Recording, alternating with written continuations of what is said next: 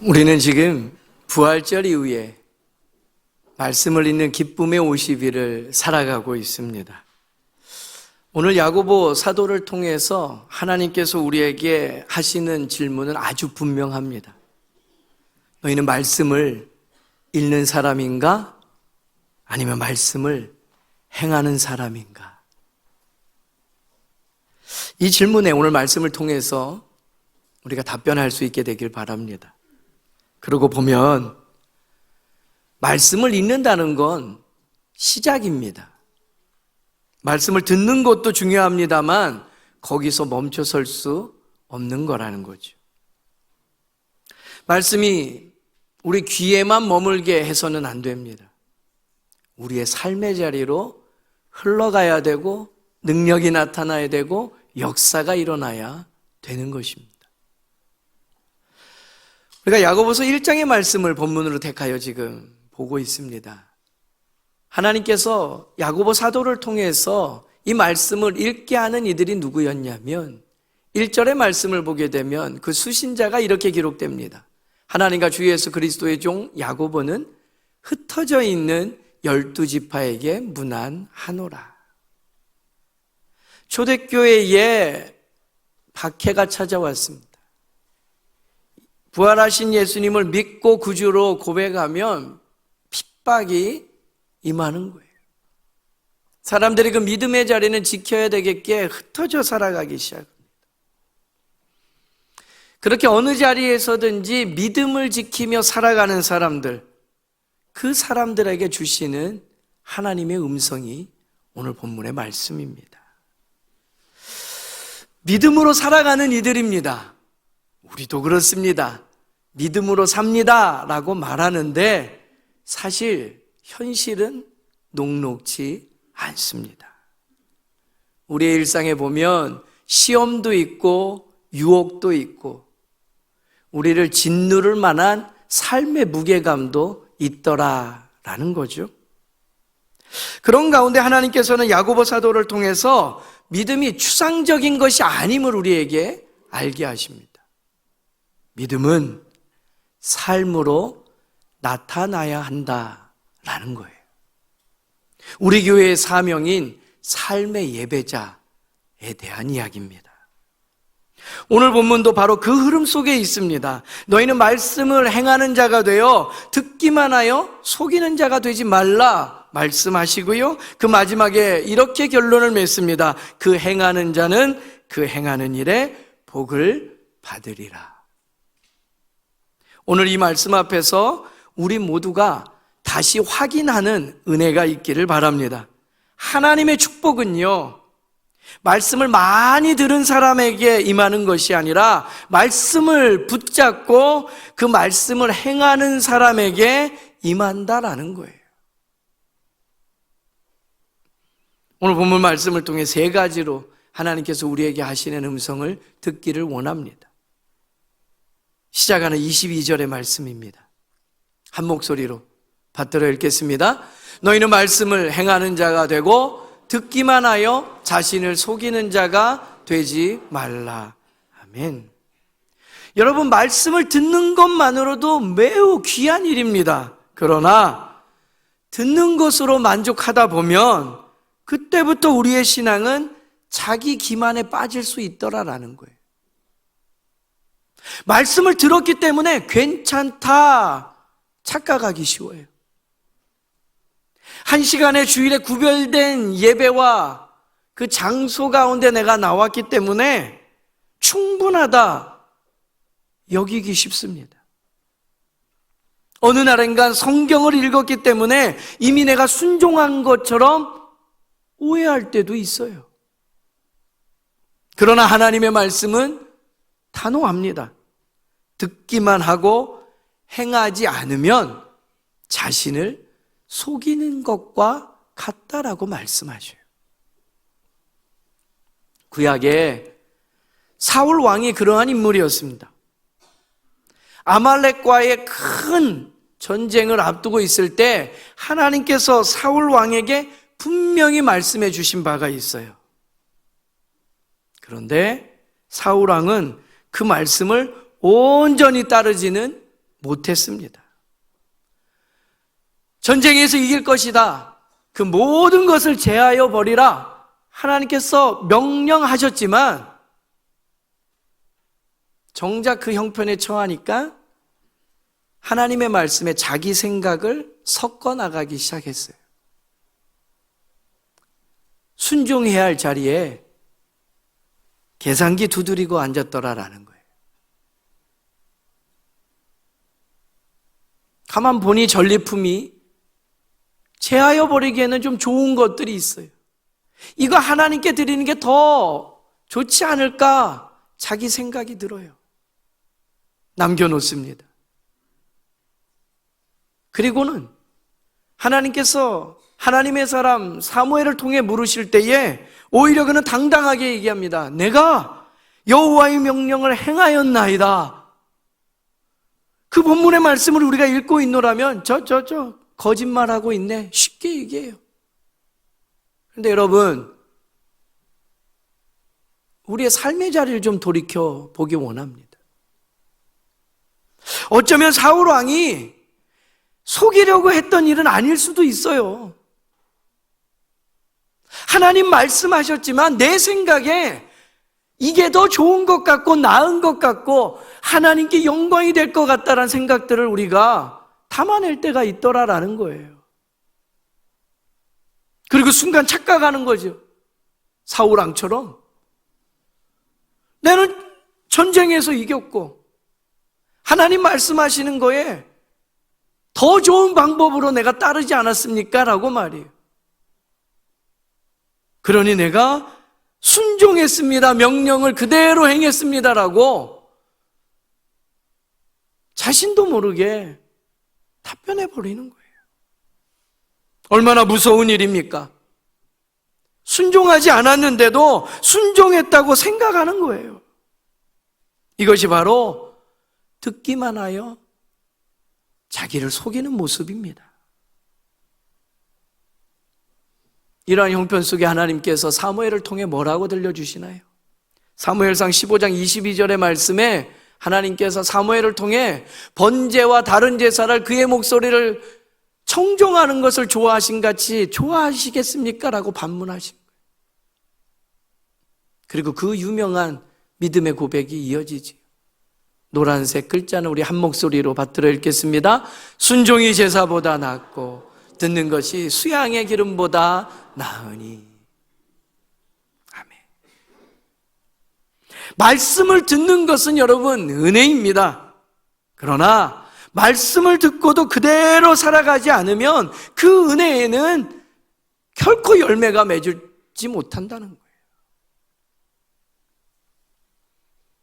이 한 시간의 말씀을 듣고 예배를 드린 후에도 내 고집을 붙들고 있다면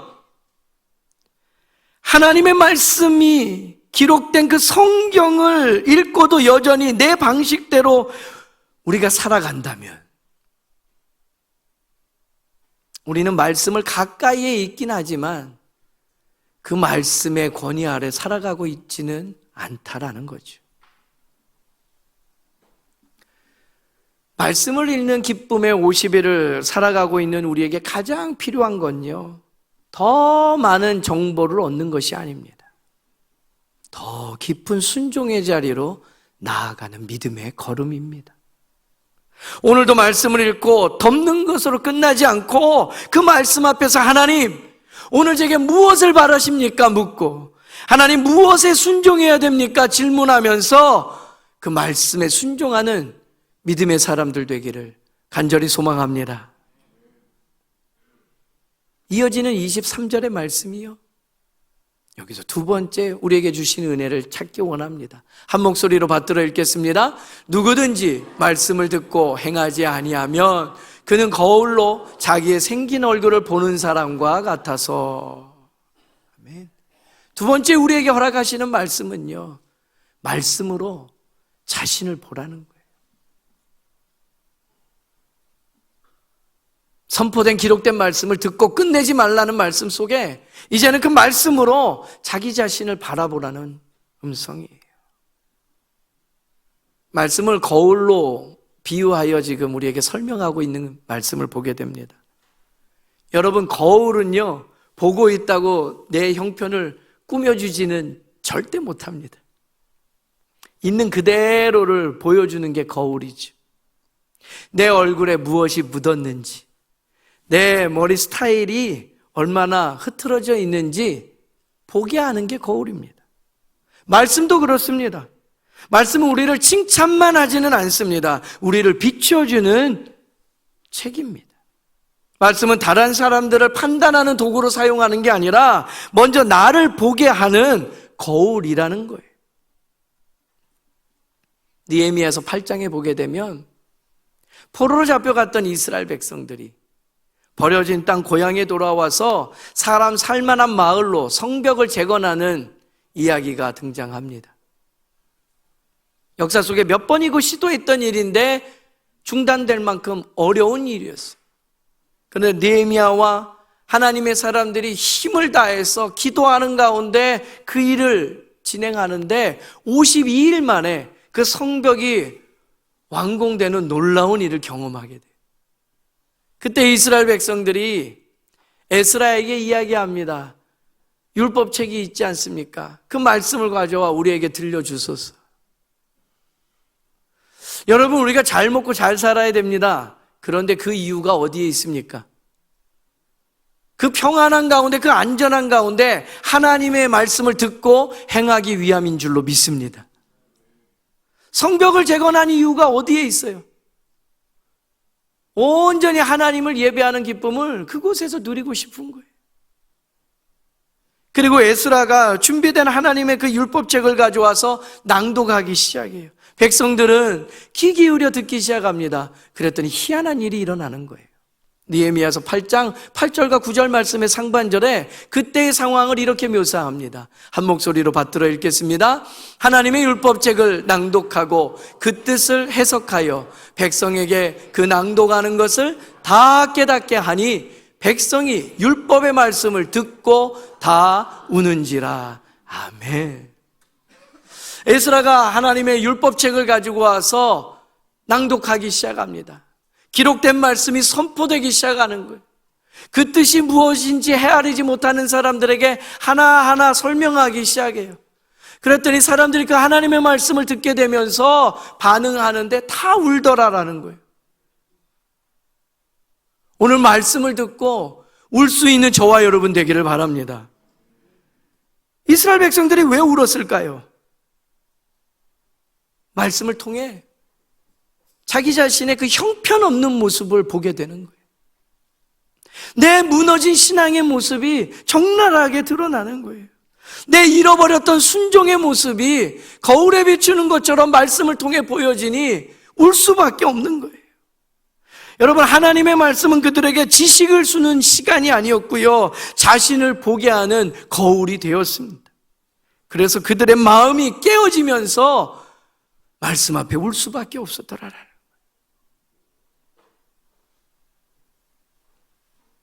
베드로도 그러했습니다.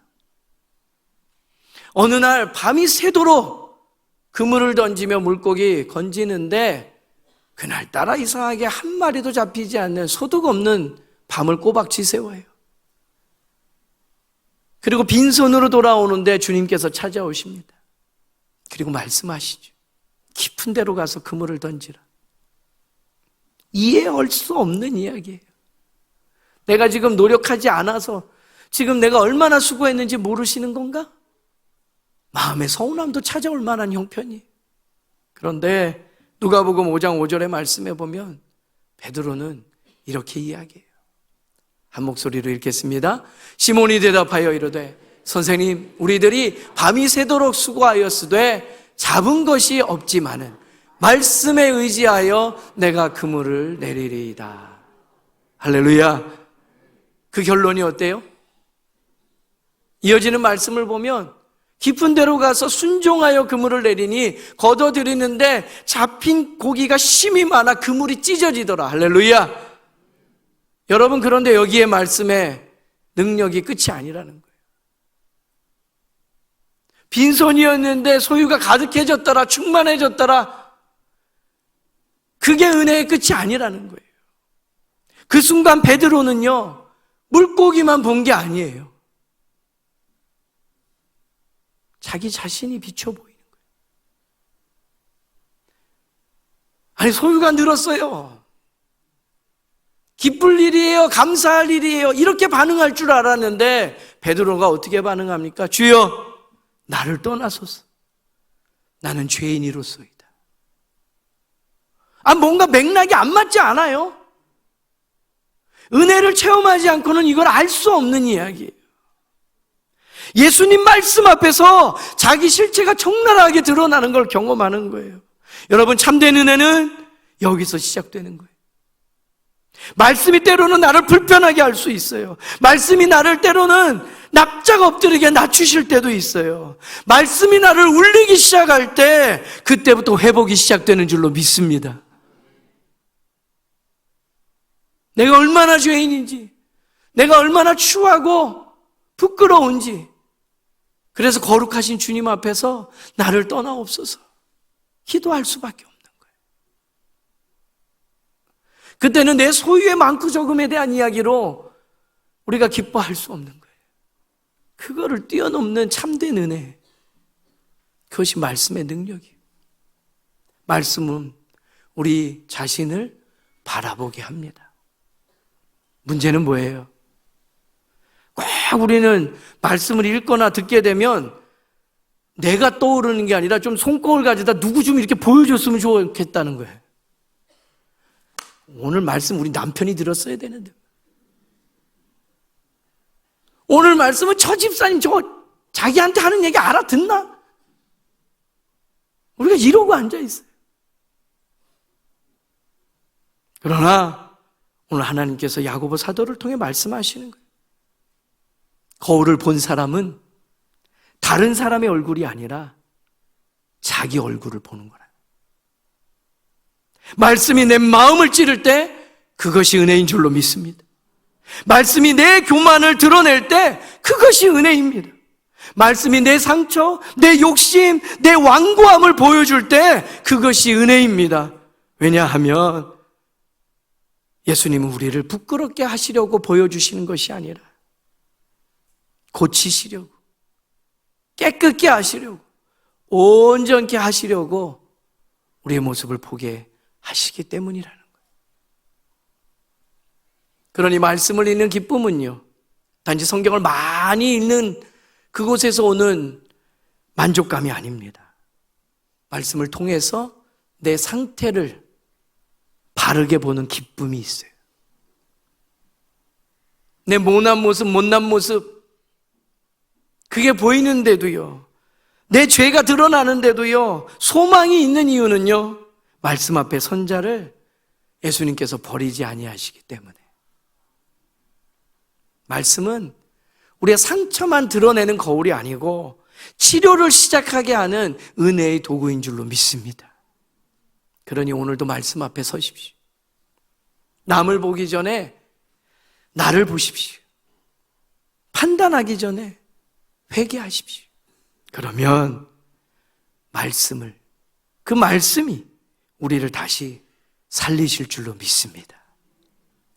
마지막 우리에게 주시는 세 번째 하나님의 음성은요, 25절 말씀 가운데 찾아보겠습니다. 한 목소리로 받들어 읽겠습니다. 자유롭게 하는 온전한 율법을 들여다보고 있는 자는 듣고 잊어버리는 자가 아니요 실천하는 자니 이 사람은 그 행하는 일에 복을 받으리라. 아멘. 세 번째 우리에게 주신 하나님의 음성은 행함으로 복을 누리라는 거예요. 여기서 복이라는 건요, 단지 어떤 형편이 좀 나아지는 정도의 이야기가 아닙니다. 말씀을 따라 사는 사람에게 주어지는 하나님의 은혜, 자유, 회복, 견고함을 뜻하는 거예요. 구약에 나아만 장군을 떠올려 보십시오. 그는 그 육신의 연약함을 가지고 하나님의 사람 엘리사를 멀리서부터 찾아옵니다. 주병국으로서 힘이 훨씬 센 나라의 장수예요. 대접받을 줄 알았어요. 적어도 얼굴은 비치면서 얘기할 줄 알았어요. 그런데 엘리사는요, 요단강에 가서 몸을 7번 담그라고 이야기하고 끝입니다. 나아만 장군이 기대했던 형편은 분명 아닙니다. 자존심에 스크래치가 이만저만 간 게 아닐 거예요. 화도 치밀어 올 거예요. 내가 누군데? 그러나 결국 그는 순종했습니다. 그리고 바로 그 순종의 자리에서 그의 몸이 어린아이의 살같이 회복되는 은혜를 경험하게 되죠. 열왕기하 5장 14절 말씀이 그 일을 우리에게 이렇게 증거합니다. 한 목소리로 받들어 읽겠습니다. 나아만이 이에 내려가서 하나님의 사람의 말대로 요단강에 7번 물을 그의 살이 어린아이의 살같이 회복되어 깨끗하게 되었더라. 아멘. 어린아이의 살같이 회복되어 깨끗하게 되었더라. 하나님께서 주시는 복은 말씀을 평가하는 자리에 있지 않습니다. 하나님께서 주시는 복은 말씀에 순종하는 자리에 임하는 줄로 믿습니다. 우리가 잘 아는 가나의 혼인잔치의 하인들을 떠올려 보십시오. 예수님은 그들에게 항아리에 물을 채우라 하고 그것을 떠서 연회장에게 갖다 주라 해요. 상식적으로는 도무지 이해가 되지 않는 이야기입니다. 그러나 하인들은 그대로 했습니다. 그대로 했습니다.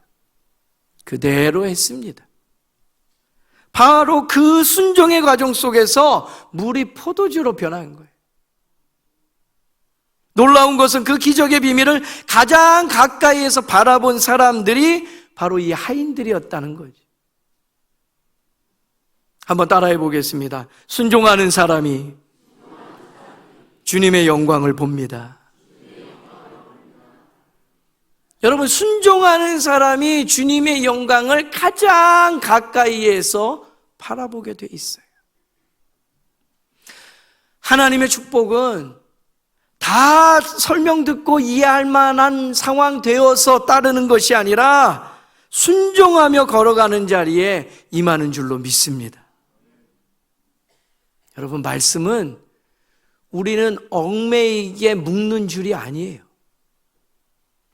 야고보 사도는 그것을 오늘 본문에 뭐라고요? 자유롭게 하는 온전한 율법이라고 설명해요.